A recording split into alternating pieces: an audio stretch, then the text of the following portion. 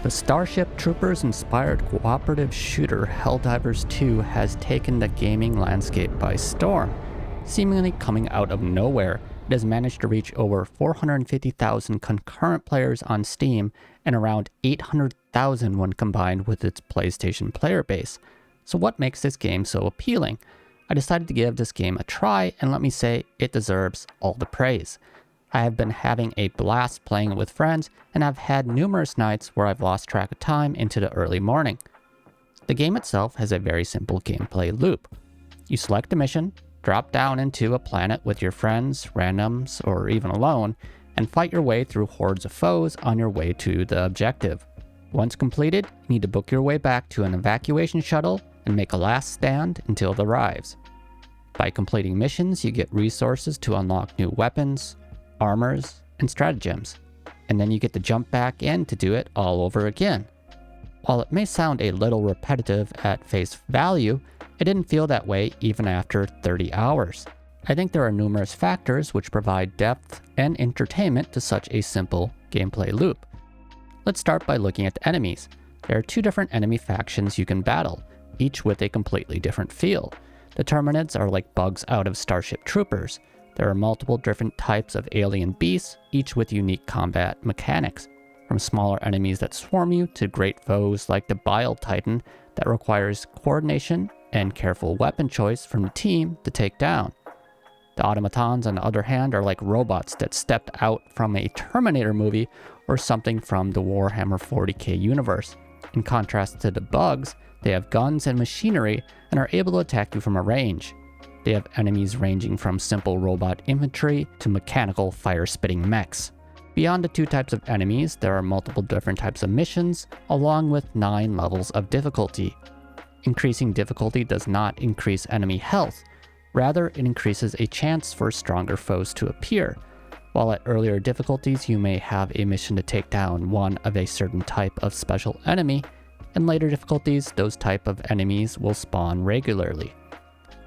One of my favorite parts of the game is the stratagem system. Stratagems are support abilities you can equip to take with you into missions. Up to 4 stratagems can be equipped at a time. There are a variety of stratagems available. Some call in support weapons or turrets, others call in orbital attacks or airstrikes.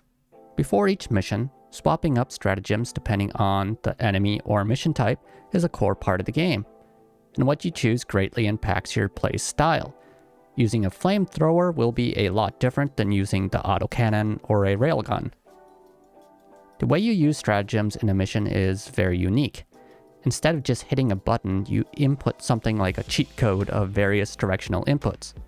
Each stratagem has its own code, and memorizing it allows you to call them faster. Other gameplay elements have a similar directional input system, from respawning teammates to activating mission-critical computers. Beyond stratagems, you can further customize your character's main weapon, sub-weapon, armor, and team booster. In addition, you can upgrade your ship for various passive bonuses. I think it is this variety of builds, missions, and enemies that keep the game feeling fresh and me craving to go back for just one more dive. Another unique system of the game is that your individual mission success impacts a larger war effort shared among all players in the game. By completing missions, players gradually liberate planets to push further into enemy territory. On the other hand, enemy factions can strike back, forcing players to defend planets or have them taken over by the enemy. Outside of the gameplay, I would also like to praise Helldivers 2 for its pricing. The base game is only $40, and in-game monetization is kept to a minimum. A premium Battle Pass-like system does exist, but it is not time-gated and can be completed whenever once purchased. Furthermore, premium currency can be easily acquired in-game, allowing you to unlock the premium pass for free if you choose. Overall, I highly recommend this game, especially for people who love cooperative shooters. However, if you're looking for a more solo or story-driven experience, this is probably not for you. It is a game designed for group play in mind, so while you can play solo, it is best experienced with other players. It is an absolute blast to play with friends, but there is also a quick play option to group up with other random players. I'm truly excited for the game going forward as well. The way it is designed, it is very easy for the developers to add new missions and equipment. For example, they have already talked about adding mechs to the game.